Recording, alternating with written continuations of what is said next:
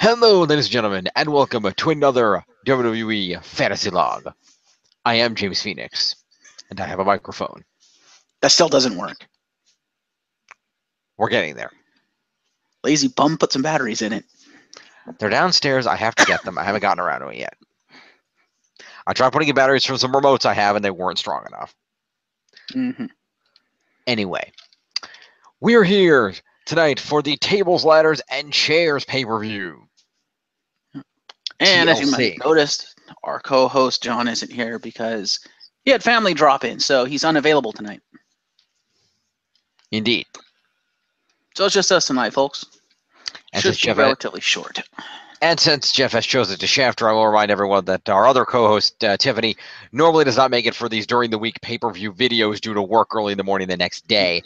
But she will be joining us, hopefully, once again on Saturday night for the usual shenanigans. Hey, I didn't shaft her. I didn't mention her because she's usually not here for this one. As you just I know, mentioned. but if the people are just tuning in, they don't know that. Fair enough. Yeah, we should have the full contingent come Saturday. Indeed. Unless family decides to stay longer and fuck them over. Right. Hey. You think when I'm doing the main event, I should hold the mic like this? You came to play. Got a price to pay. Time for you to get down on your knees. I came to play. Anyway. So, are you dedicating this broadcast to your unborn child? No. Fair enough. All right. So we're going to go ahead and do the usual. Basically, we're just going to go through the event. There's no news or anything on a pay-per-view video, so that will not be happening. We'll save that for the many, many things that are going on this week that we'll discuss on Saturday. Indeed. I've been informed there's going to be a to be continued of some kind in this video. We'll see when we get there.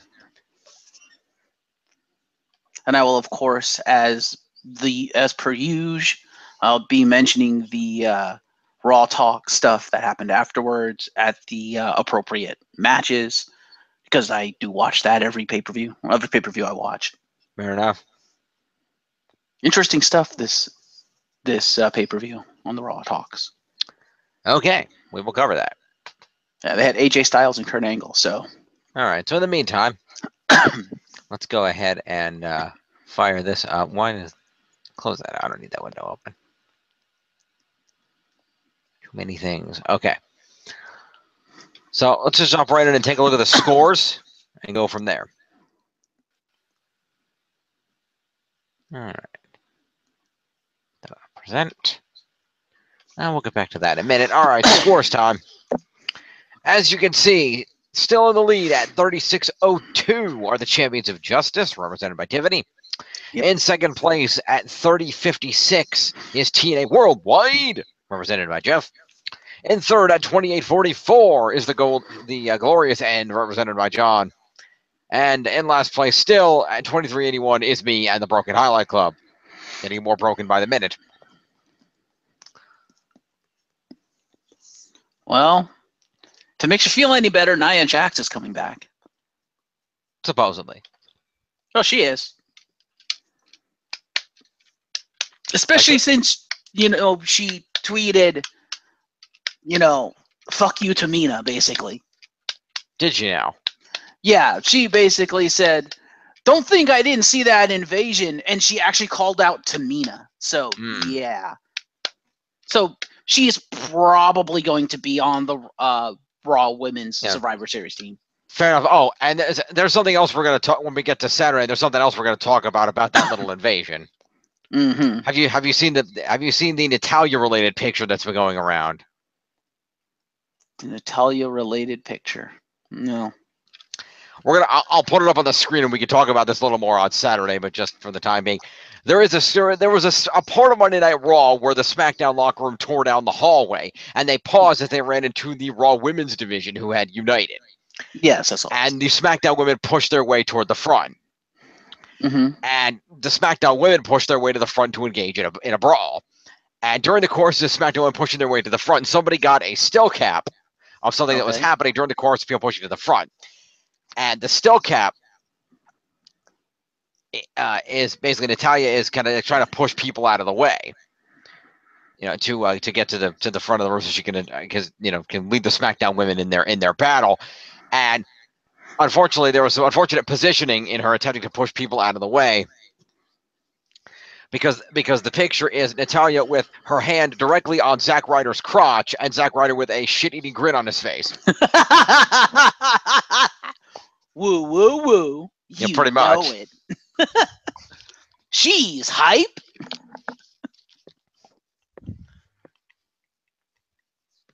Anyway, we're going to cover that on Saturday. Let's talk about what's happening right now, and that's the leaderboards.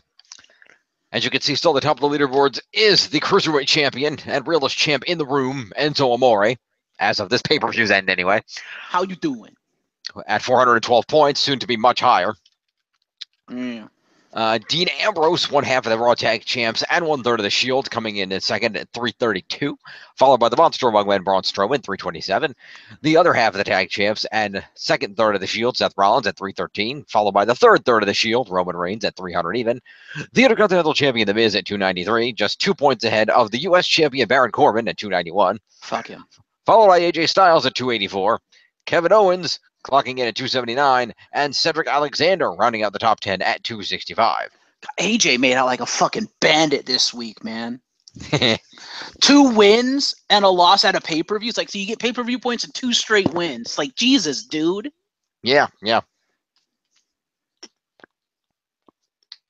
It's good to be AJ Styles.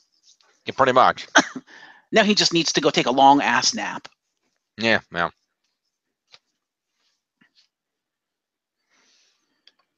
First, all right, let's get the show on the road. First, he needs to go get a not soccer mom haircut. Anyway, so let's go ahead and I will put these guys in order, and we will do the thing. All right, so TLC aired from Minneapolis, Minnesota. No, Brock Lesnar was not there. He really should have been. You would think, at least sitting in the audience watching the show, if nothing else. Right? I mean, I don't doubt that Brock was probably hanging out backstage watching the show, but they didn't use him. He should have had a skybox. There you go. That would have made sense. I could have seen that. Paid for by Heyman Enterprises. There you go. Heyman Enterprises? Oh, boy. Well, I assume he would, have his own business since he's, such a big promoter and all. Yeah.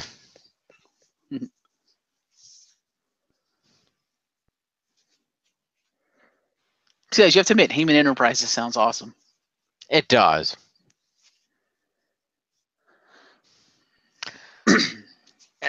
But at the same time, let's look at Heyman's past experience in running anything. Well, he wouldn't be in charge of the money. Who would be? What, does Heyman have an accountant?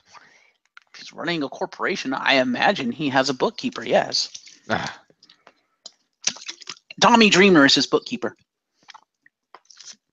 How the hell does that make sense? Tommy Dreamer's pretty good with money, actually. Or Bubba Ray. They both tried to keep Paul on the even in ECW. All right. That didn't work because Paul Heyman, but still. Well, yeah, that's kind of my point. There's a joke there, and I'm going to skip it anyway.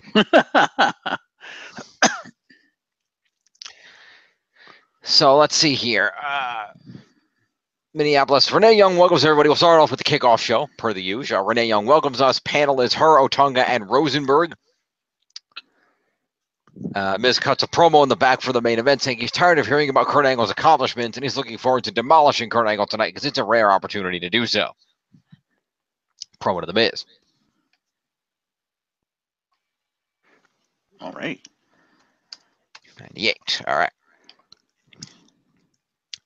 Back to the panel. We get the Styles Balor match hyped up. Mentioned that they're both former leaders of the club. Indeed. Rosenberg hypes up the NXT War Games on November 18th. WCW. Basically, promo for Asuka's debut, and then Emma does an interview complaining about how there's so much hype around Asuka and says this is her first singles match on a pay-per-view, and her spotlight is too bright for Asuka to overshadow. Promo to Emma. Wrong, wrong, wrong, wrong. You're wrong. Because you got your ass kicked. What else we got? We then got to the back where Kurt and Jason Jordan run to each other and they hug. Jordan wishes Kurt luck tonight and says he's an inspiration. Elias interrupts despite Kurt asking him not to, says the people need to hear him tonight, and he doesn't want to be overshadowed by Kurt's return. He wants a special musical performance tonight, and Kurt agrees but tells him to leave him alone right now. Jordan sarcastically thanks Elias for adding to the pay-per-view, and Elias says at least he's on the pay-per-view tonight. Elias walks off as Kurt and Jordan look on. Promo to Jordan and Elias.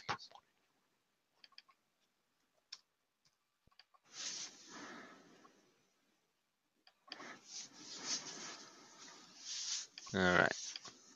And Kurt?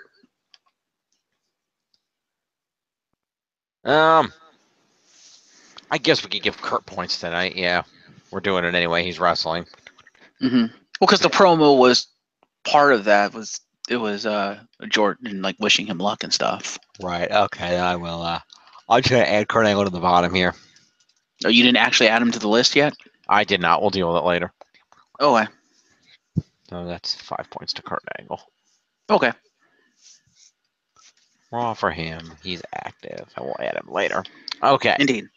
Moving along. Drew Gulak has a megaphone and proceeds to take over the kickoff show panel table. Okay then. Says the powers that be cut him off the show tonight, and he has a plan to make 205 Live and Cruiserweight a better 205 Live and Cruiserweight division. He says he wants to fight Chance, flying, flipping, and elaborate outfits, among other things. So promo to Drew Gulak.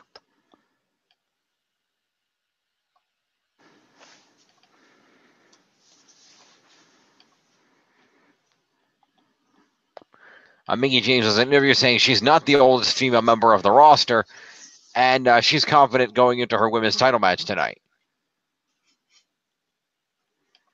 Wonder who's older than Mickie on the roster.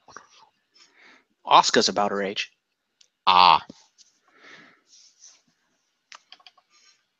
think Asuka's like a year younger than her or something like that. Still, that would make Mickie the oldest on the roster, which she says she wasn't. So who the hell's older than Mickie on the roster? Let's see who else is on the roster. I don't know. Alicia Fox. I don't know. She's been doing this for 20 years. Well, she's been in WWE for 10. Or 10. Okay, 10 years. I don't know how old she is. Let's see. Mickey's 38. Yes. And Alicia Fox is only 31. Fair enough. So I don't know.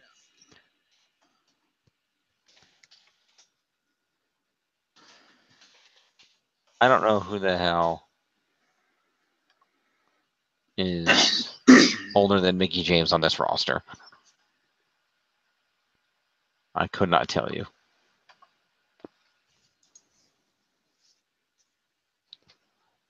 I do not know. Any ideas? No idea. Let's see. Kind of a mystery. It's Tamina. Ah. Tamina is 39, 1 year older. Fair enough. Okay. Good for her. Indeed.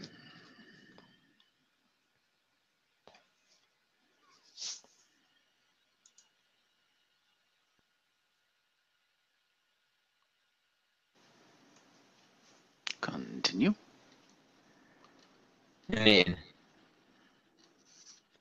Let's go ahead and continue. All right. So did I give Mickie promo points? Yes, I did. Okay. Mm-hmm. So AJ does an interview, says his match with Balor is something people want to see all over the world, and tonight they're going to show the WWE Universe what they're all about. Promo to AJ.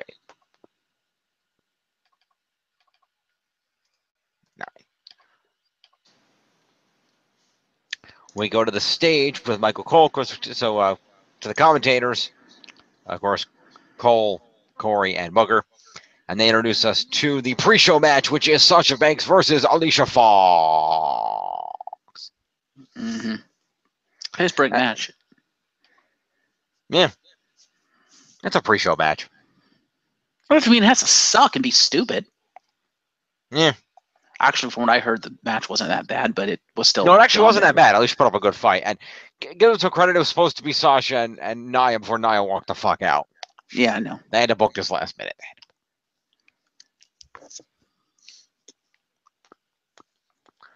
So Sasha wins via the bank statement. So Alicia is going to get 8 points for participating in a pay-per-view matchup. And 1 for a maneuver is 9 points to Alicia Fox. 4.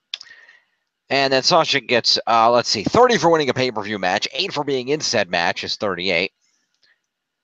And she had 6 moves, is 44 points to Sasha.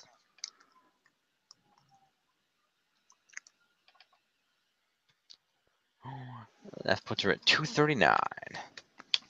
All right, then. All righty.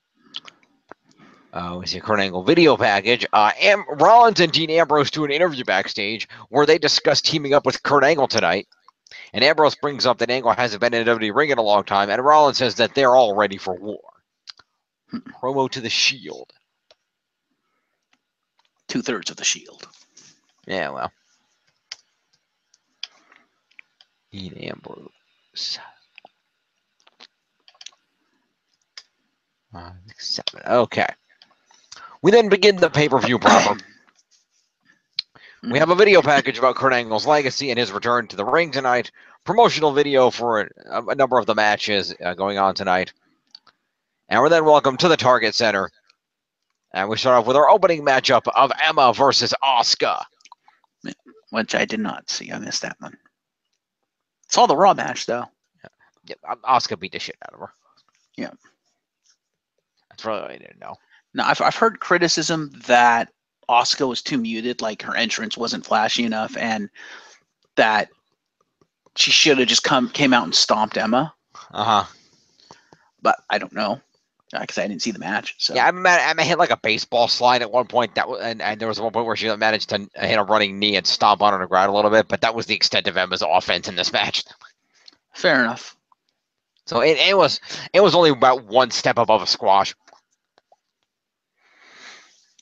What would your opinion of the match be in terms of a debut match for Asuka? No, I didn't see it. Oh, you didn't see it either. Okay, fair enough. Then how did you know what happened in the match? Because I have a recap in front of me. Yeah. You're a dumb shit. But the recap doesn't always go over everything. Well, this one did. Fair enough.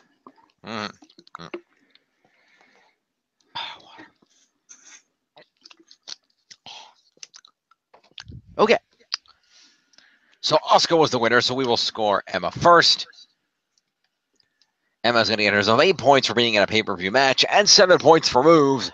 It's 15 points to Emma.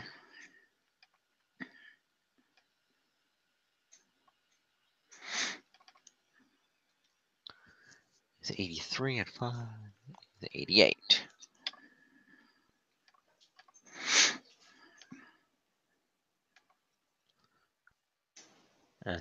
We also get a bonus tonight as we get to witness the next step in the continuing evolution of Emma to Jobberlina.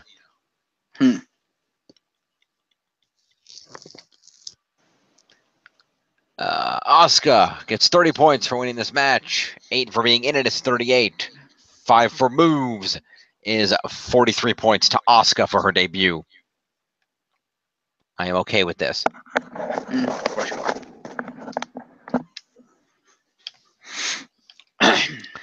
How much you want to bet Asuka's on the Raw women's team? Possibly. She should be. She's like the best person on the roster. I'm gonna take. We know Alicia's the captain, so I'm gonna take a wild guess. I'm gonna say Alicia. I'm gonna say Bailey, Bailey. Sasha, Nia. That's 4, and then you think Asuka? Yeah, I can see it. Alicia, Bailey and Sasha for the faces. Alicia and Nia for the heels, and Asuka for the kind of middle ground person. You don't think they would go Mickey for the name recognition? They might. Especially since she's not going to have anything to do because Alexa's going to have her hands full with Natalia. True, that's one reason I'm thinking they might do something like that. I'm thinking Sasha may not end up on the team by virtue of kind of, I mean, not a lot to do, but maybe. But that would be stupid because both Becky and Charlotte are going to be on the SmackDown team. It'd be stupid not to have Sasha on the Raw team. That's true. I guess it would make sense to have the two on each. So therefore, if it were that's Alicia, Sasha, and Bayley, so that leaves the other two to be TBD. And Nia. Well, we know Nia's all but been confirmed to be on the team because she fucking called out Tamina. Fair enough. And they're not going to do a singles match. You know that. No, they're not. There's only. And we know who the SmackDown team is because Daniel Bryan all but basically announced it on SmackDown. He did. And Tamina is one of them. So. Yep. So therefore, Nia has to be on the Raw team. Fair enough. That leaves one spot open. So I'd say it's either going to be Mickey or Asuka. I can see it. And speaking of SmackDown, we'll talk about it on Saturday. I did like how they decided for both teams to go out of their way and assign captains that you would not expect to be the captains. I thought that was kind of cool. True. I approve of the SmackDown captain. Yeah. Anyway.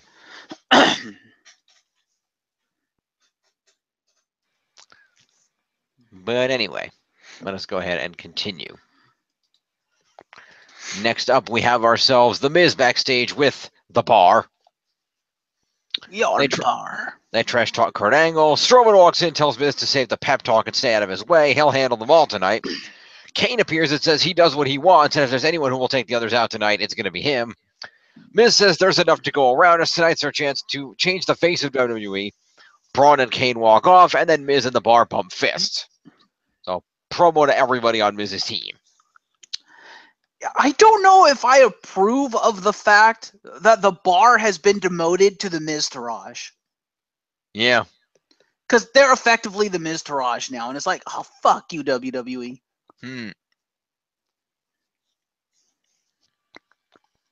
So meanwhile, that does more legitimize The Miz and that group because, holy crap, The Bar. Yeah. To me, he feels like a demotion to The Bar. Like a huge demotion. No offense to The Miz, but that feels like a huge demotion. Yeah. And that makes me feel really bad for Curtis Axel because he's been relegated to dude in a suit. Yeah.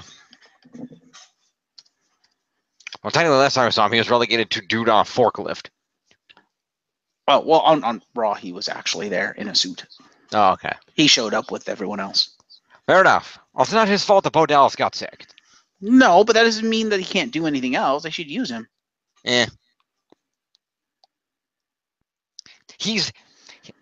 Curtis Axel and Bo Dallas are their Singh brothers. Yeah. I don't know. We could talk more about it. Actually, that'd be a great interbrand match. Miz and the Miztourage versus Jinder and the Singh brothers. You know Jinder and the Singh brothers would win just because Jinder has the better title. This is true. Unfortunately. Even though Miz is the better wrestler. See, Jinder has the better title, but Miz is better at cheating. Well, Miz is not better wrestler, and he has the better team. That too. His former NXT champion and son of Mr. Perfect. I think they beat the Singh brothers. That's true. Axel's a former Intercontinental champion. That too. Anyway, what the fuck was I doing? So who did I just give? I've lost complete track of what I was doing. I think I just give points to Sheamus, right? Yes. Okay, so I got Sheamus, I got Cesaro, I got Miz, I got Strowman. I don't get Miz. Let's get Miz. Got Miz. Yeah, puts him at 303. Did you get Kane? He's the last one. Big red monster. Kane. Kane. Okay. So next up, Elias comes out to the stage for a song. Indeed. But he is interrupted. By lettuce. But by an assortment of produce. I heard the lettuce got a larger pop than Jordan. That is to say, Jordan got no pop when they realized it was him. Yeah. Well, realize I don't think this was the lettuce. This was the other stuff. Still, vegetables are more over with the WWE universe than Jason Jordan. That has to suck to be Jason Jordan. Yeah. Well, they had to balance it out considering they jobbed Fruit out on SmackDown. They did? You didn't see that? No. You didn't see SmackDown? Remember, I fell asleep halfway through it. Oh, right. The New Day was on their way to the ring for their match. Mm-hmm. They were walking down the hallway, and they paused, and there was a table next to them, and it had some fruit on it. Okay. And I was wrong. And there was a sign, and it said raw fruit. Okay. And so they beat up the fruit and threw it in the garbage. Okay, then. Because it was raw fruit. Yeah, I get it. And then they continued on their way to the ring. Okay, then. So vegetables had to get over because fruit was being jobbed, and they needed to balance it out. That sucks. I know. Fruit's way better. Anyway, so yes, Jason Jordan throws produce at him, and Elias leaves. So that is, I guess, I'm going to count Jason. I don't know. I guess there's a question here. Is produce a foreign object? Technically, yes. Yes, it is. Then I suppose Elias would get a promo. Yes. To start off.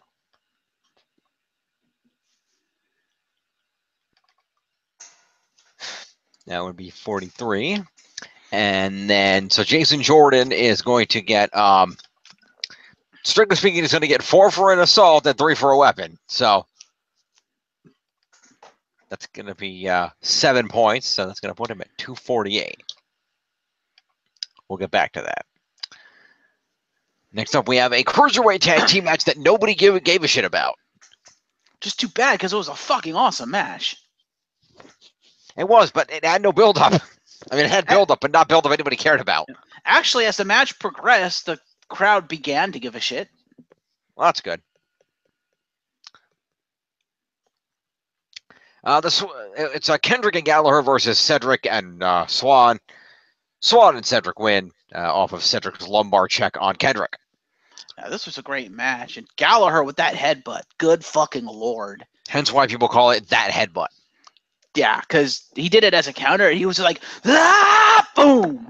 And it's just like, whoa, dude, chill. Yep. And of course, Cedric with that lumbar check. Damn.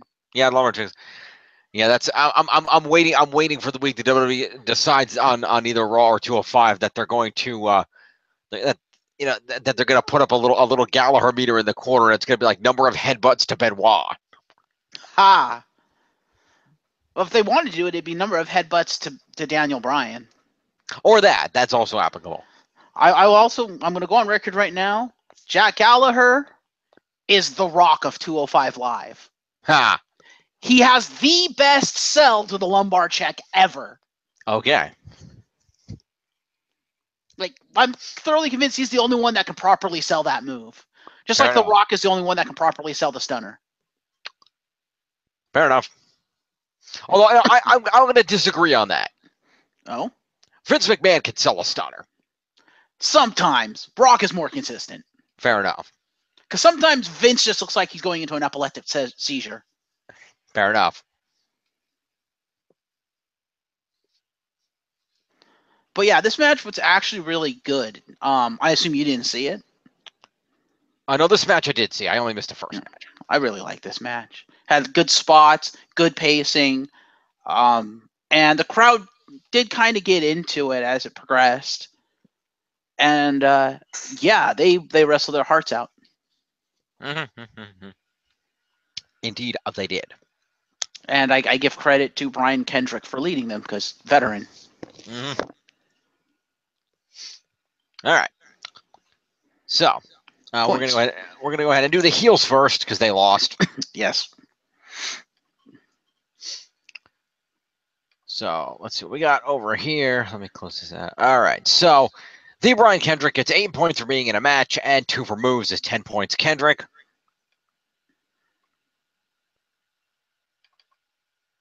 Anyone?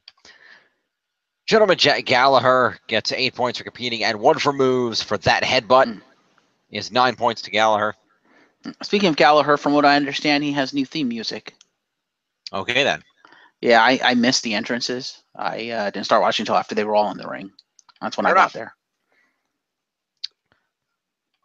On the face side of things, it was Cedric that got the pin, so we will go ahead and do Rich Swann first. Can't handle this. Can't handle, Can't handle this. So Rich Swann is going to get 15 points for being on the winning team. He's Alright. going to get 8 for competing, which is going to put him at 23. And he's going to have 1 for a Phoenix Splash that he used to break up a pinfall. Rather impressively. So that's good to... let's see. That's going to put Dude, him you need at... to draft Rich Swann next season. I know. So anyway, so 15, and then the 8 is 23. So 24 points to Rich Swann. Ooh. Go, John. Tiff. Oh, Tiff. Oh, I thought John still had Rich Swann. Damn. Nope. And that puts Rich Swann 1 point shy of being on his show.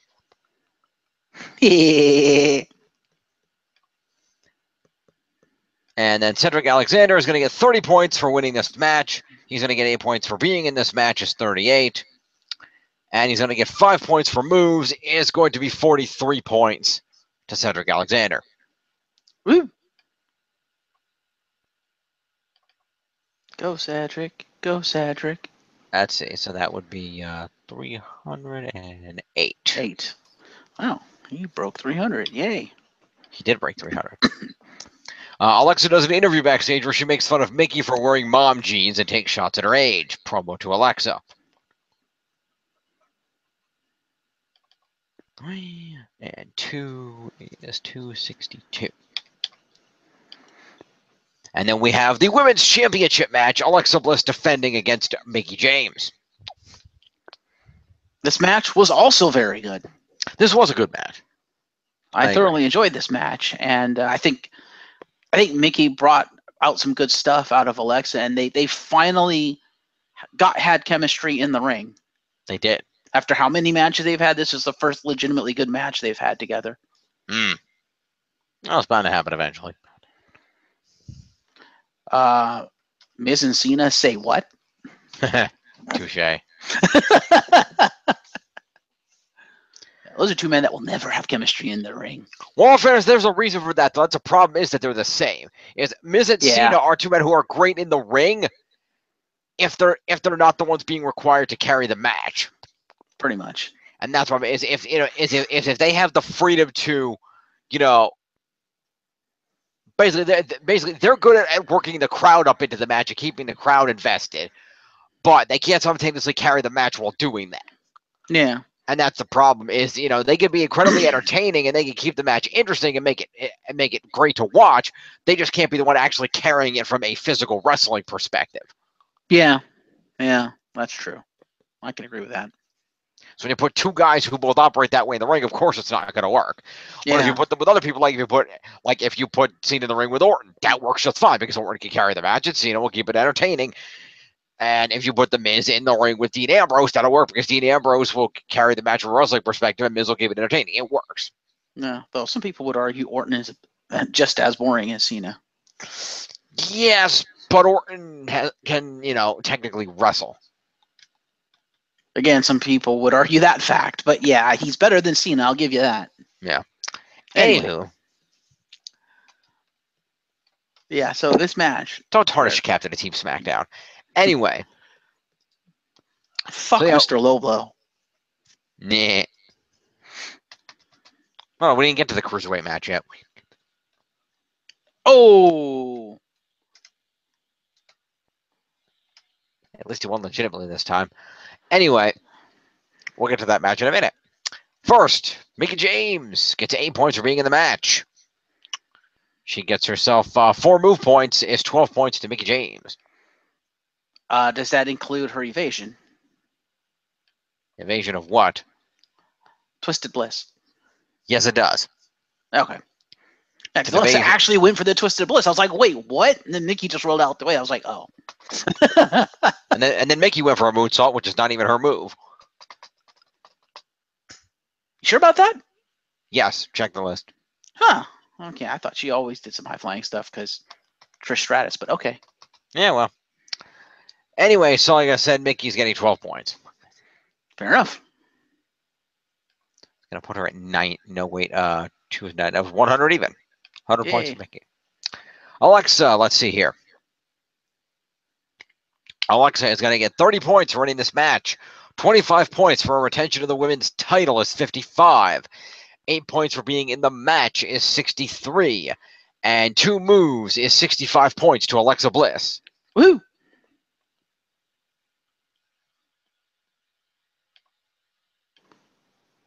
That puts her over the 300 mark. 62 plus 60. No, wait a minute. 262 plus 65 is 327 for Alexa Bliss. A boom. So, one of the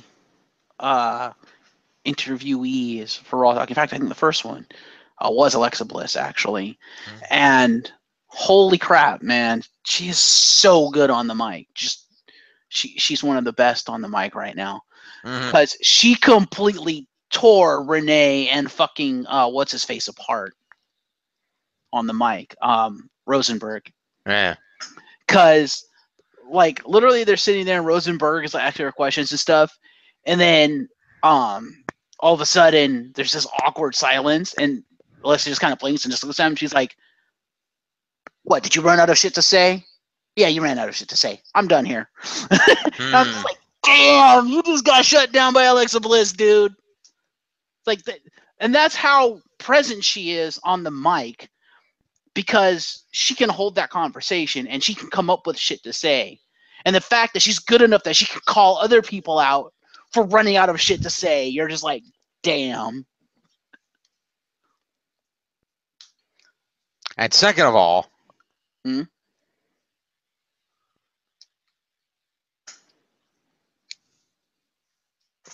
Yes. never mind. Oh, That's yeah. That's a Roman Reigns joke, son. I got it. Yes, exactly. It's just like, wow. Yeah, Alexa Bliss is now like one of my favorite. Well, she was one of my favorite divas. Now she's even more one of my favorite divas just because, oh, she's so good on the mic. Anyway, Mickey does a post-match interview saying she gave her heart and soul in the ring, and it won't be her last time in a women's title match. Yep. Promo to Mickey James then. 105 live.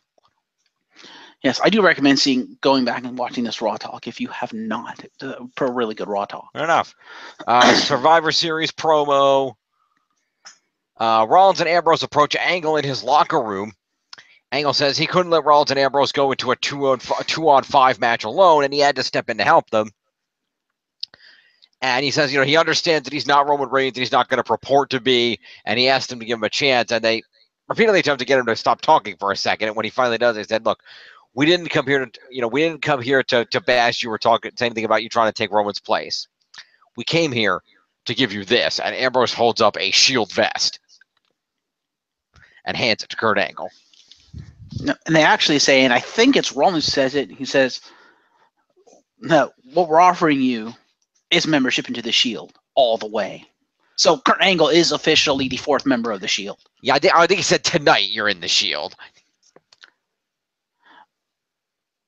I'm pretty sure they said into the Brotherhood all the way, but okay. All right, whatever. Which actually factors into Raw and why they came out to save Kurt Angle. Right. Because 4th Shield, brother. Except they didn't. Well, came out to save him against the Miztourage. Fair enough. Anyway. So, promo to the Shield. And Kurt Angle. You just give a speech about how he's in the Shield. That's true. That's true. You're Fair a enough. fucking idiot.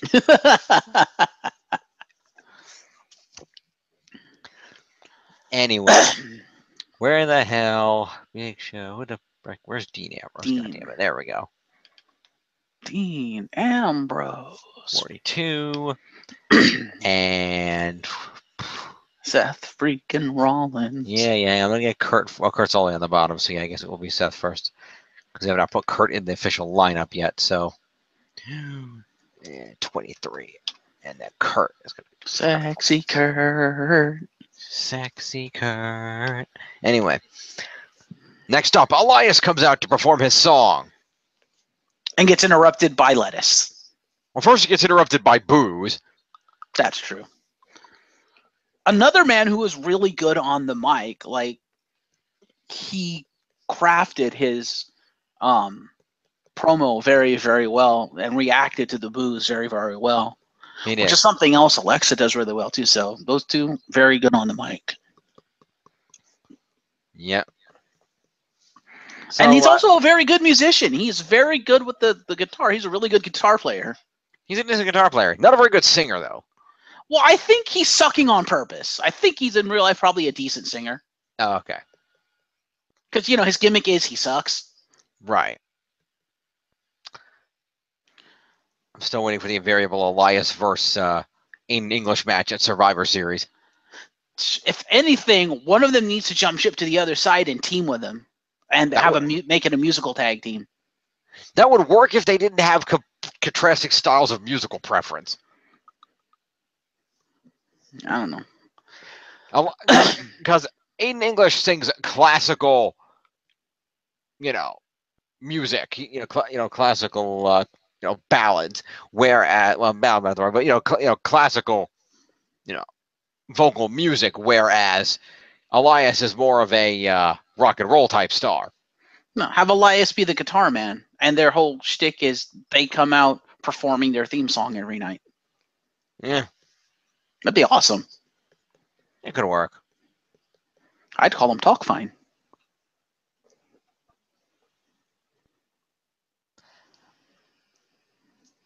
No reaction from Jim.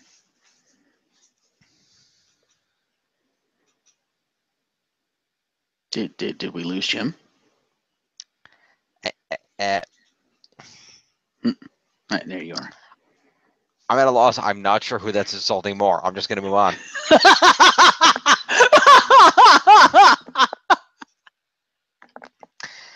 Anyway, so Elias is pelted with produce again, and he runs away again.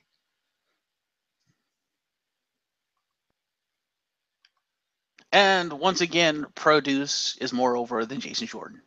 Yes. Well, all fairness, I wouldn't root for Jason Jordan. He's clearly a thief because even if he bought the produce, he stole a fucking shopping cart. This is true.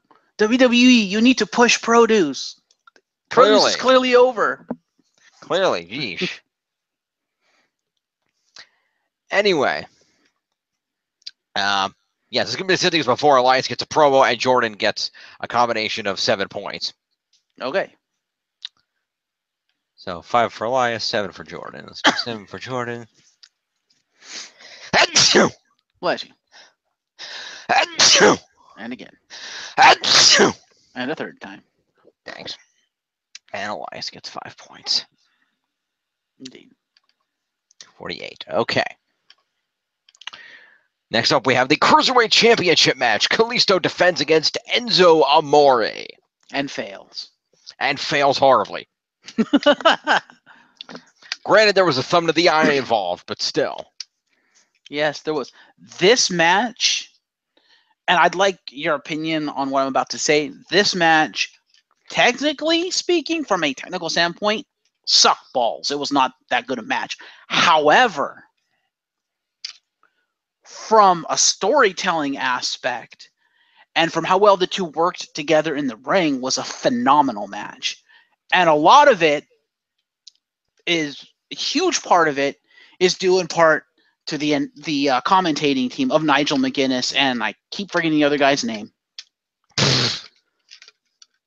But good job. Nigel McGuinness was the pure highlight. He is a genius on commentary. He's so good. And I love the fact that I don't know if this was intentional or not. I don't know if it was planned with Enzo in advance, but I love the fact that Nigel kind of kept impressing the fact that, yeah, Enzo's not that good technically in the ring, but he's smart. He has great ring presence. His ring IQ, as he put it, which is a great term, ring IQ, is higher than most people's, and so he uses the ring to his advantage to offset the fact he's not very good. As he's saying that, in the ring, Enzo is using various parts of the ring to fuck over Kalisto, including that apron pull that resulted in the thumb to the eye and the roll-up. Yeah. Oh, it was a thumb to the eye, I think the jaw donzo, and then pin actually is what it was. But I just love that. I'm like, that is brilliant storytelling with one guy who's not very good in the ring and another guy who you haven't pushed as a great wrestler. And they had a mediocre match at best, but it was elevated by the storytelling of Nigel McGuinness and Enzo Amore. Credit to his storytelling in the ring, showing off said ring IQ. It was great. And this is how matches should be booked and executed. And fuck the Raw commentary team. That's the WWE commentary team. That's the best commentary team on WWE right now. I don't know if you agree with anything I've said. I agree with you on that. You're right, they are very good, and it's Vic Joseph. Vic Joseph, that's right. Yes, they are quite good. They are very, very good. Although I will say, I miss Corey Graves commentating on cruiserweight matches. I like that we get a little bit of that on Raw, at least. Corey Graves is good. Corey Graves is the best commentator on the main roster. Yes. Agreed. Booker T needs to fucking retire because he's fucking lost it. Actually, no. I disagree. Oh? Booker T has it sometimes. Well, he didn't have it at TLC or Raw, so... No. Again, I give you a counterpoint on that. I try to remember which it was. I want to say it was Raw where he did in fact have it, because there was no, it was at TLC actually. Booker T did have it. Oh, but he only had it during the main event. Oh, because during the main event, Booker T and Corey Graves told an amazing story outright that enhanced the match, with Booker T arguing the point that this was a bad idea for Kurt Angle to put himself in this match. He hasn't been in the ring in 11 years. He only had 2 days warning to train, and he's basically getting himself physically destroyed by Miz's much more experienced team. This wasn't a good idea. Angle was thinking with his heart and not his head, whereas Corey Graves was arguing he might have, but it's more the principle of the thing, Booker T. Yeah, Angle acts with heart because that's the kind of man that he is, because it was the right thing to do to put himself in this match, because he did what he needed to do, because he is that kind of a man. And they spent at least half the match going back and forth with that, and it was great. It really enhanced the match. And that's fair. So Booker T does occasionally have it when he's got somebody decent to work off of. Booker T does in fact have it. Yeah. I don't know. I really love Nigel McGuinness and Vic Joseph, because Nigel McGuinness was calling out the moves and stuff. You reminded me a lot of Mauro Ranallo in that aspect. I was just like, this is just that may not be a good idea if he wants to continue having a career. True, but because now think about it, back to that tag match. The tag match was enhanced a lot by the fact that you had Nigel McGuinness out there screaming the move names. You're just like, this is awesome. Yeah, okay. Anywho, splash. Yes. Anywho, Tope Suicida. Yeah, it was like that. It's why Mauro Ranallo enhances a lot of matches. It's the same thing with Nigel McGuinness. Well, yes, it's called giving a shit. Pretty much. It's called God, I Miss JR. Kind of, yeah.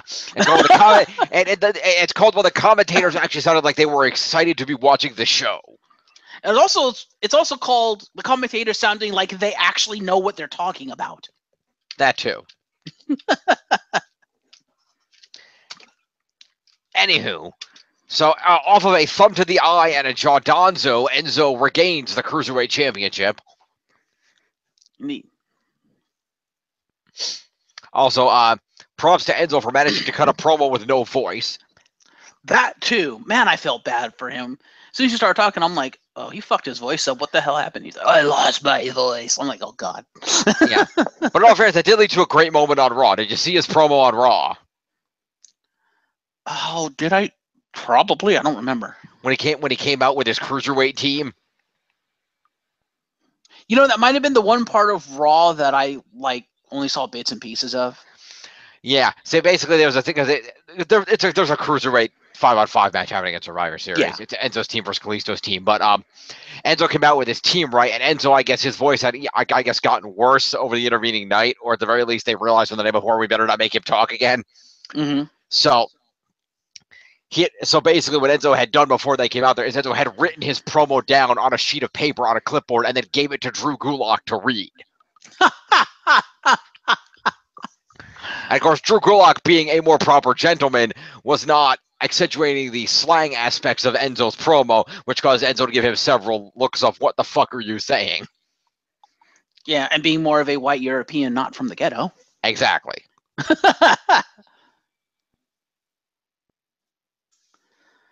Which probably made it even all the more funnier.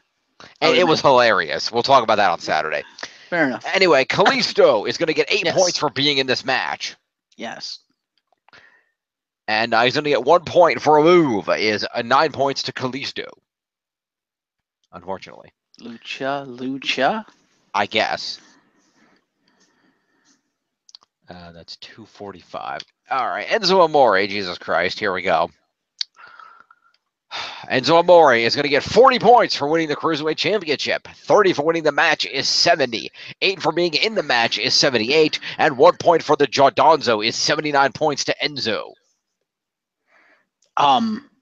Didn't he hit the DDG as well? Did he hit the DDG? Thought he did, unless I'm thinking of the match on Raw, but I don't remember Enzo actually doing anything in that match. Yeah, I don't see any getting pinned. Yeah, I don't see any indication of a DDT. So I mean, it's possible, but if it did, it's not written here. Because I remember him. It was either at TLC or Raw. Him hitting the DDG, and I think it was Booker called it a DDT, and Corey corrected him and said, "Actually, it's called the DDG." Oh. I think it was that match. I think it was the title match, but I'm not 100% certain. Okay, because like I said, I don't see an indication of it here. It might have been.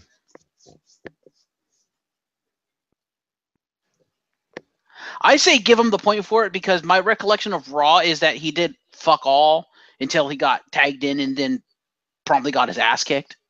Fair enough. Because I think he spent the entire match trying not to get tagged in. Right. So that would be, so let's see, that's going to be 40 for the belt, 30 for the match is 70, 8 for competing is 78, that was 79, and then the other, so it would be 80 points for Enzo then. Okay. That puts him at 492. Yeah. Yeah, I remember that. The reason I remember that is because it surprised me that Corey was the one that corrected him. I'm like, wait, I thought you hated Enzo Amore. Now you're correcting his move names? What the hell? Corey Graves has respect for move names, regardless of whose they are. And regardless of how stupid it is. Or that. Anyway. Moving on. Moving along, video package highlighting Mahal challenging Lesnar. And then nobody gave a shit. Yep. And then AJ Styles versus Finn Balor. Match of the night. It's a great match. If not match of the year, it was a phenomenal match. Although I heard some critique that it would have been better had there been a story behind it. There's argument both ways. Because you could argue also that the reason it was so good is because there was no story behind it. It was just two guys going out there, their only goal to win. And to put on a great show. Not a story per se, but okay. Well, like I said, because there was no story there, it was just we don't have to tell a story. We don't have to do this or that because the story demands it. We're just going to go out there, beat the shit out of each other, may the best man win. Obviously, winner predetermined, but still. Yeah.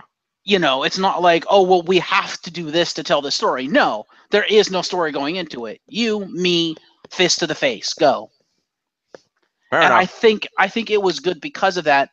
And AJ somewhat echoed that sentiment in his interview afterwards on Raw Talk because they had him on Raw Talk. Mm-hmm. And they, you know, they actually brought that up that, you know, normally there's a story going into it, but because you had to be called down last minute, there was no story. You know, do you think it hurt your performances or do you think it enhanced it? And he said, well, obviously going into it, we normally, you know, we want there to be a story going into it because it helps us. But at the same time, the fact that there was no story meant we weren't beholden to anything, so we just went out there and beat the crap out of each other and just had a good match. Fair enough. So yeah. All right, anyway, I well, also love the fact that he's like, I also wish I'd have been able to take a nap or something, because I literally haven't slept since I was in South America. So he literally went into that match on no sleep. Yeah, well. Which was kind of funny. So he ended his interview with, "Now I'm going to go take a nap," and walked off. Fair enough. Anyway, so Finn Balor came out and won this match off of the coup de grace. Followed by the gentleman throwing up the too sweet hand gesture. And here's where we get to the to be continued. Uh-oh. So, so the too sweet hand gesture. Yes. So they talked about that and stuff, and after the pay-per-view during the week, someone actually tweeted out their concern that Vince had made the call to do that and made the call to bring AJ in specifically to do the hand gesture to middle finger the Bullet Club. AJ responded directly to that tweet to that guy and saying, no, actually, Vince had nothing to do with that. Finn and I just kind of decided to do it. Basically, he was saying it was kind of a spur of the moment, improvised thing, which is cool. Yeah, just wait till we talk about Raw. Come back on Saturday, folks, because there's more to that story. And it's not what you think it is. It's, I'm just going to say it right now, hashtag fuck you, Vince. Yeah. And if you know what happened on Raw, you might know where I'm going to go with that on Saturday. You know where I'm going to go with that. You know what the to be continued is. We'll see. Anyway, AJ Styles gets 8 points for being in the match, and 6 points for moves is 14 points to AJ.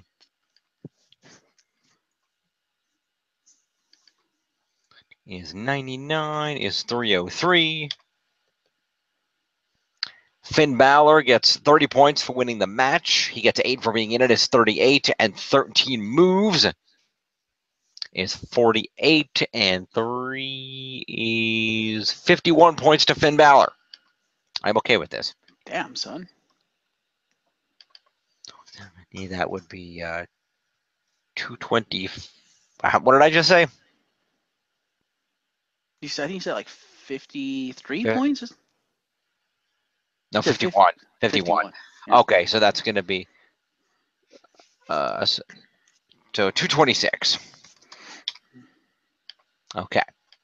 I would also like to point out, because there was no story going into it, as they pointed out, yeah, Finn might have forgotten about the whole this is supposed to be sports entertainment kind of thing, and that I'm supposed to be the demon, and kind of went straight up Finn Balor at the end, because as they pointed out, he kind of got all of that coup de grace to the point that it looked like he legitimately hurt AJ. Like, AJ was like, "Oh God, you hit me with all of it." Well, to the point that when Finn got up, he was limping, so you know he came down hard. Well, in all fairness, no, because remember, Finn's knee had been targeted earlier in the match. He was selling. True, but still, just how hard he hit. Like, when you see the impact, it almost looks like, because there was no real story to tell, it was just go out there and wrestle. He went for the entirety of the move and got it all. And people were like, ooh, that looked like it hurt. It did, but AJ covered, because you could see there is a cover for that move, because you could see AJ moved his arms under where Finn's feet were going to land, so there'd be coverage and he wouldn't take the full blow to his intestines. Right. But people, I don't know, people are just pointing out that it looks like he hit with more of it than well, yeah, because normally he hits it and it comes right off, but that one he was on him for a good 3 to 4 seconds before he came off. Yeah. So I don't know if that's because, they both have that NJPW pedigree, and so Finn knew he could take it or what. But this is also, as they pointed out, the first ever one-on-one match between the two in their career. Yep. But, yeah, so that brought a little more legitimacy to just the physicality of the match, and drove home the fact there is no story here. It's just two men beating the crap out of each other. Pretty much. So, yeah, this match was awesome. It was a great match. All right. Next up, it's Elias versus Jason Jordan, who comes out to sing, and this time he's in the ring instead of on the ramp. He begins his song, but is interrupted by Jason Jordan's theme music. Mm-hmm. Once again, no one giving a shit. Yeah.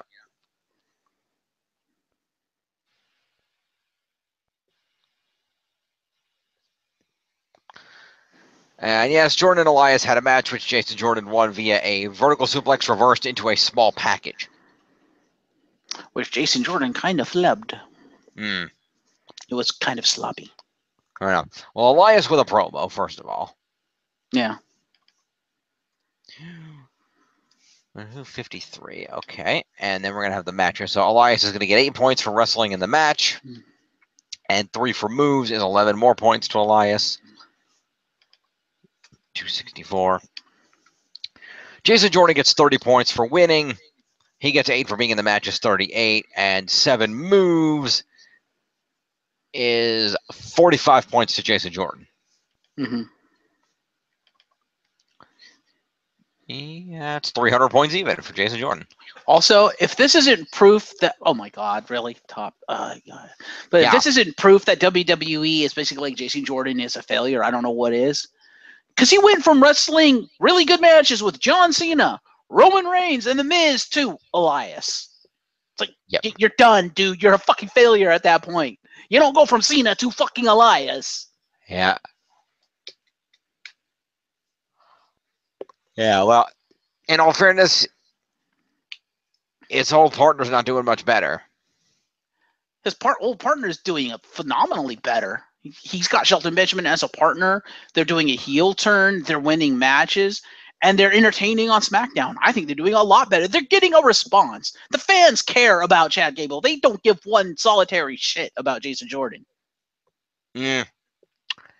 I defer you to the recently posted for last week Mark remark. Anyway.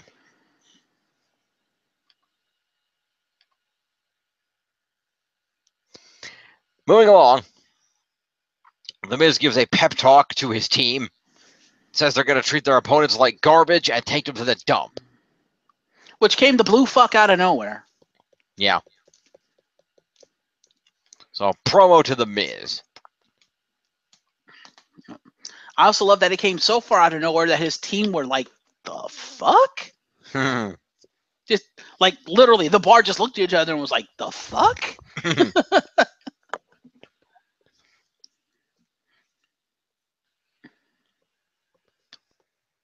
I love Sheamus and Cesaro. Yes. And then our main event is a 3-on-5 handicapped tables, ladders, and chairs match. This match was okay. It was what it needed to be. It was a spectacle. It was a spectacle. This match had an interesting arc. Because the match went from, this is pretty good, to, oh my God, this is overbooked garbage, to, oh my God, this is so overbooked and terrible, it's amazing, I have to keep watching. Well, there's a reason for that. There's a reason why the middle of it was boring as fuck after Kurt got carted away after Strowman put him through a table. If you watch Raw Talk, you'll find out Kurt got knocked the fuck out. Ooh. And he was not supposed to get knocked the fuck out. So that's why they had to buy time until he became conscious and went back out there. Interesting. Because Kurt himself said, yeah, I got knocked out a little bit there. It was never my intention to leave the boys. So whoops. He said, but luckily I'm fine. And no concussion, whatever. And I went back out there and did what I needed to do. It's like, ooh. That's why you notice, I don't know if you noticed, when they were trying to carry him backstage, they stopped at the bottom of the ramp and he kind of collapsed. Because he literally wasn't conscious. So therefore could not walk. Right. But I will say, despite the fact that it is very apparent he's lost a step because of his age and obviously his injuries and stuff, he still got it. He looked fucking phenomenal out there. Like, number one, he looked built and jacked. And you know he wasn't physically prepared to wrestle because this was a last-minute thing. So he looked jacked just by doing regular fucking workout, not I'm going to work out to try to wrestle. And number two, just the way he moved, despite the fact he was about a step slower, the way he moved, he was still fast as shit. Like his counters were fucking crisp. And that's just a testament to just how good a technical wrestler Kurt Angle still is. Like his Germans, I was surprised he pulled out Suplex City. I was like, really, Kurt? And he did it twice. I was like, wow. Hells yeah. And then he pulled out the Angle slams, and one or two of them, he had problems lifting, probably just because A, he wasn't as physically strong as he really needed to be for that match, and B, he was probably tired. Right. But he still did a really good job, and I loved when he came back out. Yeah. When he did the Angle slams outside the ring. Yeah. Because like he picked up, I think it was Cesaro, and did almost an Angle slam toss over his shoulder, and just was like, get out the way, scrub, and just drops, like tosses Cesaro through the table. Yeah. And I like that look in his eyes. And kudos to the cameraman for zooming in on his face. Because when you zoomed on his face and you just looked at his face and the look he was giving to the ring and to the Miz, for one brief moment, you swear it was the year 2000 again. You swear you were looking at the goddamn Olympic wrestling machine about to kill every motherfucker in that ring. And it was glorious. And then he proceeded to do just that. Went in and killed every motherfucker in that ring. He got hit, but then he got back up, and they did the Roman Reigns shit. So, and you're up to 2 now. Would you like to use any more wrestler shtick to describe Kurt Angle? No. So far, you got phenomenal and you got glorious. He was clearly the people's champ that night. Okay. Moving along. But I don't know. What do you think? Do you think he looked good out there? He looked great out there. Oh, it's true. It's damn true. I also have to say, he looked pretty damn good in black. I thought it looked a little weird in the sheared outfit, personally. A little bit. It kind of reminded me a little bit of the stuff he did in TNA. When he was the head of that fucking mob or whatever. The Main Event Mafia. Yeah, the Main Event Mafia. It kind of reminded me of that. Also, someone pointed out, and I looking back at it, I kind of have to go, yeah. When they did the Shield entrance and Rollins and Ambrose came out through the crowd, and then Angle came up behind him, at first it looked cool until they panned up to his face and he had a shit-eating grin on his face. And Rollins and Ambrose were all like, they're the Shield, like, whoa, we're going to kill you. And there's Kurt behind him, the muscle of the group with a shit-eating grin on his face. You're like, one of these things is not like the other?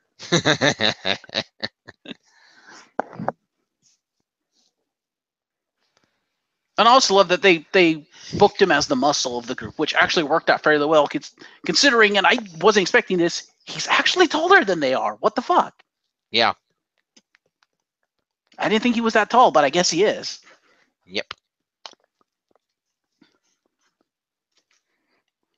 But yeah, the spots that it had were really good. Kurt Angle looked great. Rollins and Ambrose 100% carried this match. Oh, yeah. The only fault I would find in the match is the center of the match, the middle part, where they had the lull where basically Rollins and Ambrose had to beat slut themselves until Angle came back out. Yeah. Because that got a little bit boring. Yeah. Credit to Kane and Braun Strowman for alleviating some of that boredom with their little back and forth thing, which I thought that was a great story that was told over the duration of that match. Yes. I think the match went on a little too long, but if Kurt legitimately got knocked out, I will let that slide. Yeah. But I think this was a perfectly viable main event match. It did what a main event match used to do. It had highs, it had lows, it had spectacle, it had Kurt Angle, and people went home happy. You can't ask for more than that. It's true. It's true. And you had attempted murder of Braun Strowman. Again. Well, we don't know if it's attempted yet. We haven't seen him since. So you're saying it was successful murder of Braun Strowman? If I recall correctly, there was a "This is Murder" chant. There was. That was fucking hilarious. Oh, they really crowd you're going there. I also love, and this just made it even better with just how cartoony the whole fucking garbage truck shit was. I love the fact that the garbage man or the truck operator was standing there with a shit-eating grin on his face. Like, just happy to be there doing his job. And you're just like, wow, you're smiling and happy about murdering a man. Yeah. Well, not a man. He's a monster among men. There's a difference. Not anymore. Now he's a compacted piece of meat. Well, we'll see. I mean, dude survived a fucking ambulance crash. I doubt this will leave a few minor scratches on him. Maybe. But, yeah, overall, this was pretty good. There was a Roman Reigns chant. After Kurt got carted away, they wanted Roman to actually come out, despite the fact that he's, sick. Yeah. But I enjoyed this match. Yep. Yeah, it was a great match. There's a lot going on. So we're gonna have to sort this out now. Yep. Oh, and the Shield won. Of course, yes, the Shield won off of a combination finisher and the triple powerbomb. And off of Braun Strowman killing every last one of those motherfuckers before being tossed into the aforementioned garbage truck. Not really. Remember, they all quadruple teamed Braun and threw him in the garbage truck. They were all standing when he went in the truck. True. It was after all that happened that they then dragged Ambrose Rose back to the ring, and then Kurt Angle destroyed every one of those motherfuckers, and then they lost. Oh no, you know who it was? No, it was Kane turned on them, took them all out, and just left. Oh yeah, that too. Kane was just like, "Fuck you guys." Right. I forgot about that.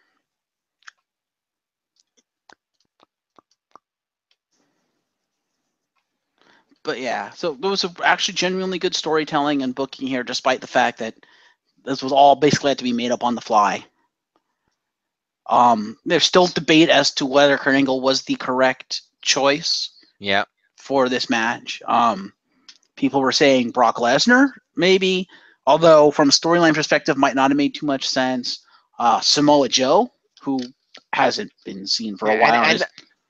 It wasn't Kane. It was Kurt, because he put Cesaro through the table. He slammed Sheamus on the ramp.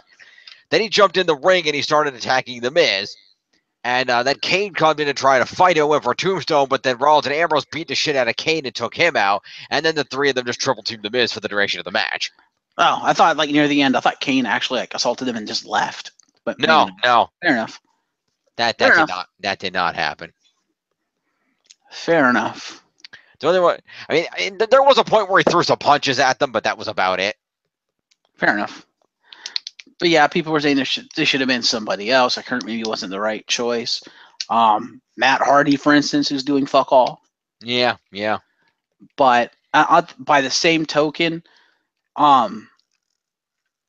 people were tuning in and bought tickets to see the Shield reunion, and there wasn't going to be one because of Roman Reigns. So they needed something equally as much of a spectacle and as that would appease the fans as that. Yeah, and exactly. Despite the fact that I think they rushed the Kurt Angle return, I don't think it should have been here. Mm-hmm. I understand why they did it, and it made the most sense. Fair enough. And people were saying, yeah, but they ruined several storylines by doing that. And it's like, yes, but you also have to realize, and I understand that the fans who watch the show give pretty much zero fucks about the people who go to the show. Because what you have to understand is the tickets to the show, especially the big VIP tickets that are in the front row, those are $400 a seat. Yeah. And people bought those tickets, a lot of them specifically to see the Shield. They weren't going to get that. WWE, Vince, is not going to give that money back because he's Vincent Kennedy McMahon, damn it. Mm-hmm. So he's going to please the fans. Kurt Angle was the way to do it. It gave them a moment. It gave them, the huge moment of Kurt Angle returning. Some people argued, well, Finn versus AJ should have been the spectacle. That should have been the draw. And it would have been a draw, and probably was a draw. But again, it's Vince McMahon. He doesn't give a shit that they have history. He doesn't give a shit that people actually probably know who they are. Also, there's probably a good percentage of the people who don't know the history between AJ and Finn, and that would not have been the draw. But everyone knows who Kurt Angle is. Yeah, pretty much. So that's why they did it. For better or for worse, it kind of was the right move. Yeah. Anywho, Yeah. let us sort this match out and score it and be done with it. Indeed. I'm just going to preemptively make some notes here for the benefit of not having to reread through the freaking thing 10 million times. Yeah. Okay. Kane gets an OMG for a chokeslam through the stage. I guess I'll give the Miz the OMG for the garbage truck. I was going to say give it to the entire team since they all picked them up and tossed them in. Fine. That's for that. And then so Kane gets 2 OMGs then. Okay. Angle gets an OMG for the Angle slam through the table. Yep, that happens. And then an OMG each to Ambrose and Rollins for the off the ladder through the announce tables bit. And then an OMG for the 3 of them for the shield bomb, the Olympic shield bomb. That's just a finisher, though. That's not it wasn't through a table or anything, so. I thought they did it through the announcer's table, but fair enough. They did not. No, the announcer's tables went down when Ambrose and Rollins went off the ladders. No, fair enough. And they put Strowman and Kane through the tables respectively, and that's what led to Angle getting triple team because they took themselves out of the match too. Interestingly enough, Shield Bomb not in the game this year. Interesting.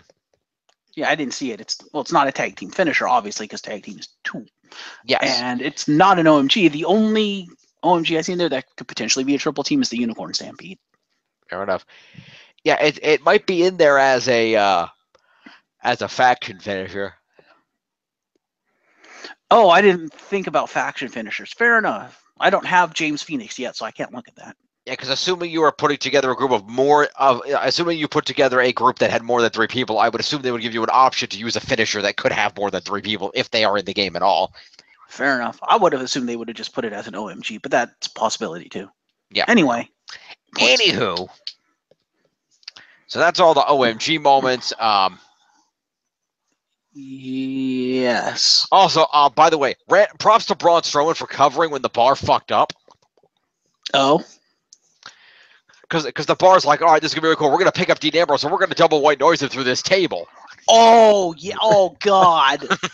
that wasn't the bar's fault. That was Table no-selling the spot. Because that was Table's leg giving out, if you didn't notice. Yeah, that leg snapped right the hell off. That had to suck for Dean Ambrose, though. Jesus. Luckily, they covered enough where the bar was like, all right, fine. They put the table in the corner, and Braun just hurled him face first through the table. Yeah. I have to give credit to the bar for improvising that, too. Yeah. Shit, he need to go through the table. What do we do? Sheamus looking at it. We can't put it back up. There's no leg. Lean it. Yeah. That was a great spot, though. Yeah. And that's credit to all those men, especially Sheamus and Cesaro, for being kind of veterans, basically, and having the ring presence to be like, we got to do something. Indeed. It's quite good. And credit to Dean for not dying. Jesus. Yeah, that too. It's a good thing he was wearing body armor. Yeah. Yeah. Also, credit to Kurt for not dying when he caught his leg on the rope and landed head first on the apron. Oh, yeah, that looked like it hurt too. Because that was all Kurt. Because he got thrown and he had to throw himself out, and he caught his own feet on the rope and dropped his own head on the apron. So that's totally Kurt's own fault. Yes, it is. Okay, so let's go through this. We'll do the heels and then the faces. Yeah. All right. Let's start off with The Miz, because why not? The Miz. So let's see. Let's get a base for this match. So we're going to have 8 for being in a match. It's going to have 4 for being the main event. It's 12. And it's going to have 3 for being a specialty. It's 15 points at base. Okay? Mm-hmm. Okay. So, 15 points at base. We're going to start off with The Miz, who's going to get 15 points at base. Actually, you know what? Let's make it 18 at base because everybody used weapons. I'm not going to go through and do shit with weapons. 18 at base. So 18 at base, and the Miz is going to have, let's see, 5 for his OMG, plus 4 moves is another 9. So 18 plus the 9 is 27 points to the Miz.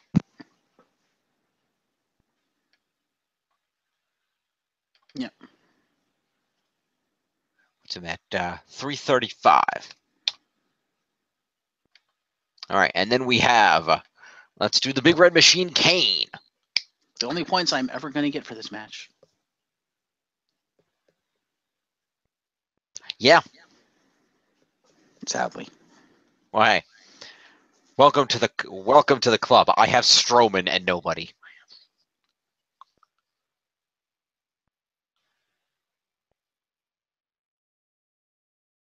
Because remember, Tiff has the Shield, the Bar, and the Miz. Oh, Jesus. So this is all Tiff. Goddamn. Well, Pretty we know who won this season. After this, we ain't no one catching her. I don't know. John has a 400 some odd point Enzo Amore. He does, but you see how far ahead she was at the beginning of this, and she's the most of this main event? This is true.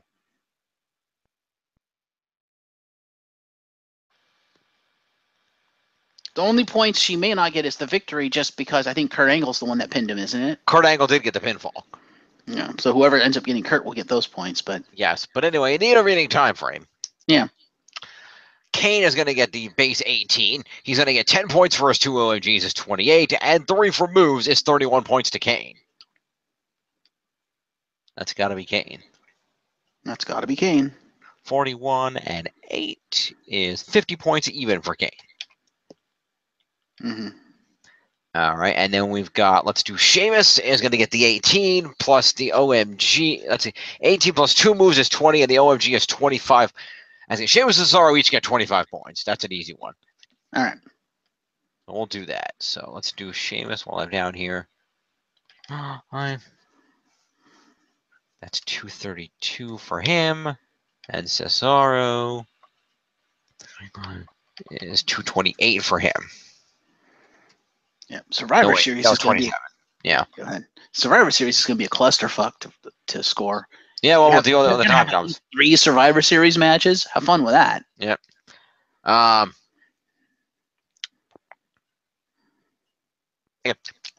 Should Braun Strowman go to get an OFG for surviving a choke slam to the stage and a pile of chairs dropped on him?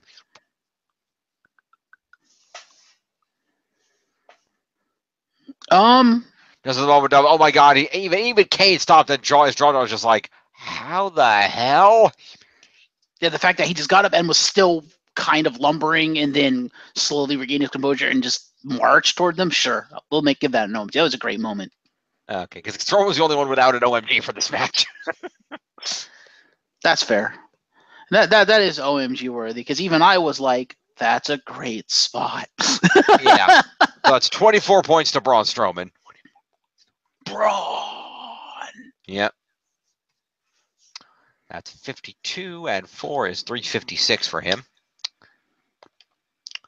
And then we have the good guys. The Shield.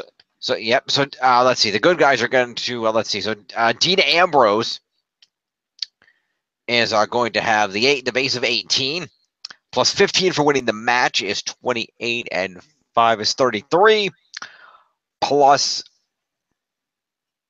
33 plus 4 moves 37, and the OMG is 42 points to Ambrose. Okay. Is 84, 384, and then Seth Rollins is in the same boat. It's 18 plus the 15 is 28. Is 33 plus the 9 is 42 for Seth Rollins.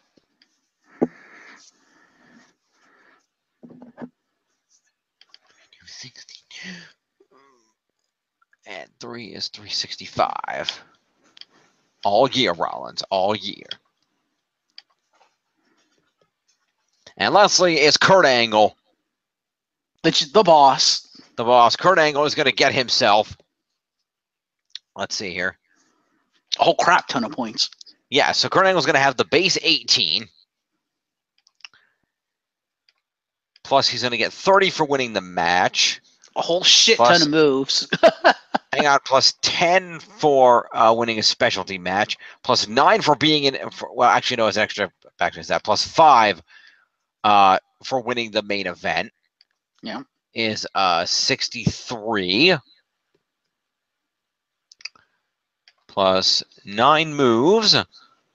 Plus 6 evasion points. Plus his OMG is 83 points to Kurt. Good God! And he already had 10 for promo, so 93 points to Kurt Angle for the night. Holy shit! Wow. Okay, yeah, Kurt's the wild card here. Especially since people are saying he might be like the leader of the Survivor Series team for Raw. I can see that too. Or they might have like a Kurt v. Shane match at Survivor Series or something. They might have that, but I could also see Kurt leading his team. I could see Kurt and Shane being the team leaders. Yeah, except right now Randy Orton's the team leader of SmackDown, but yeah. Well, Randy Orton was the first member. He was not crowned leader. That's true. He was only announced as the first member of Team SmackDown. I easily foresee Kurt and Shane being the team leaders of those respective teams. But unfortunately, Kurt's going to be at a slight disadvantage. Okay. Because Braun and Kane are probably having a one-on-one match, so he doesn't have either of those guys. No, but depending on how long it takes all this virus shit to go out, he might have the big dog. Well, yeah, it may Team Raw may literally be Team Shield and one other dude. Also, I put to you, he's probably cleared to wrestle. He'll probably have the Samoan submission machine. If he's cleared. But since when would Samoa Joe give a shit about brand recognition? And Samoa Joe hates Roman Reigns. Yeah, but there is one thing he does give a shit about. What's that? Hey, Joe, AJ's on the other team. Go kill him. Remember, they have history. Lots of history. None of it in WWE, so Vince and Kennedy McMahon does not give a shit about it. Also, hey, Joe, Bobby Roode's on the other team. Go get him. Yeah, right. I don't know. We'll see. I feel more likely it's probably going to end up being like Kurt, the other three members of the Shield, assuming Roman is okay, and like Finn Balor or something. I could see Finn Balor being on the team. Maybe, but we'll talk about that on Monday. But I do have to say I was surprised at just how nimble Kurt was, because when he first started out, you could see he was a little bit slow because they started out with the chairs and stuff. And it wasn't until the enemy team started getting their hands on Kurt and putting him in the holds, and all of a sudden he just started to wrestle circles around every motherfucker in that ring. I was like, yeah. Wow.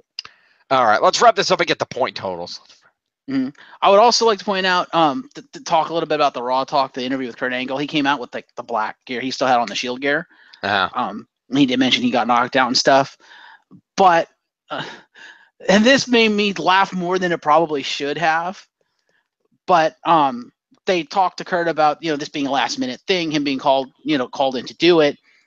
And Renee Young was like, so what did your wife have to say about this? And he goes, kind of haven't told her about it yet. And it panned over to Renee, and she just had this incredulous look on her face. It was like, what? It's like, you better go call your wife. Because she also mentioned about, seeing Dean go through the table that didn't break. Because she mentioned, yeah, I know how she would feel about watching that, considering I had to watch my husband out there get his ass kicked. Yeah. But yeah, I just love that the instant Kurt was like, I haven't actually called her yet, like after the match stuff. And she was like, you better go fucking call her. Yeah. Good times. All right, let's see the points. And still in the lead at right now 38.75 are the champions of Justice. Yep. In second place at 32.57 is TNA Worldwide. In third at 30.48 is the Glorious End. And in last is me, the Broken Highlight Club, at 25 at 27. You got quite a bit of points for that. Did I? I think so. Wait, did you go down in points? Yeah, wait, what the fuck happened? What the fuck did you do to yourself, dude? What the fuck happened? Did you put down the wrong number for you? I must have put down the wrong number I think you last put week. down the wrong number because you were not that close to John. No, I put down the wrong number. That wasn't supposed to be an 8. That was messed up.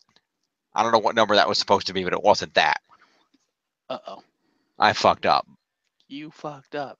You fucked up. That was probably supposed to be like a 4. probably that seems more likely. Let's go with 24. I'm gonna say that's accurate. So you got like 100 points. Okay, so you didn't get as many. I thought you got more, but We'll realize what the hell did I have tonight? I had Braun Strowman. Why in the did you main take event. 1,000 points away from me? What? You took 1,000 points away from my total, you jackass. I'll put it in the wrong spot. Sorry. Yeah. I'll take more if that doesn't make you happy. All right. 32.57. But yeah, I think it's close enough. That seems like the progression that it should be, I suppose. Although 100 points for 205 Live, that's a lot. Well, yeah, that's true. It might not. Maybe it wasn't that, but because even the last two are 31, and the previous one was 32, it has to be at least 100 more. Yeah, unless the whole thing was wrong, but it doesn't matter. Well, remember you gotta remember though for 205 Live, I got the Kalisto pinfall off the main event. Yeah, you can always compare it with Tiff's later because she probably has the correct number. We hope on hers. More likely than not, yes. I can always double check that later. Worst comes to worst, I can go to the video and hear what I say. Yeah, type it compared to what I wrote down. Yeah. Yeah. So yeah, this is heating up because I'm actually kind of catching up. Like I'm keeping pace with Tiff here. You're still 500 points behind her. I am, but I'm kind of keeping pace because she got 200 points. I got 200 points. Yeah. Okay. And John is keeping pace. He's got 200 points too. So the three of us are kind of keeping pace. You're kind of screwed. Yeah, I'm fucked. But we knew that going in. Let's take a look at the leaderboards. Sure. That's always fun. All right, way up in the lead. It's still over 100 points in the lead. Is Enzo Amore, your cruiserweight champion and realest champ in the room at 492. Mm-hmm. Followed by one third of the Shield, one half of the Raw Tag Champs, Dean Ambrose at 384. Followed by another third of the Shield, the other half of the Tag Champs, Seth Rollins at 365 all year. Braun Strowman, the Monster Raw Men, clocking in at 356. Followed by the Intercontinental Champ, The Miz, at 335. The Raw Women's Champion, Alexa Bliss, at 327 after her retention. Cedric Alexander off the pay-per-view win at 308. Just 5 points ahead of AJ Styles, 303, still in the top 10 after a pay-per-view appearance he wasn't scheduled to appear in. Followed by Jason Jordan, who is tied with Roman Reigns at 300 points.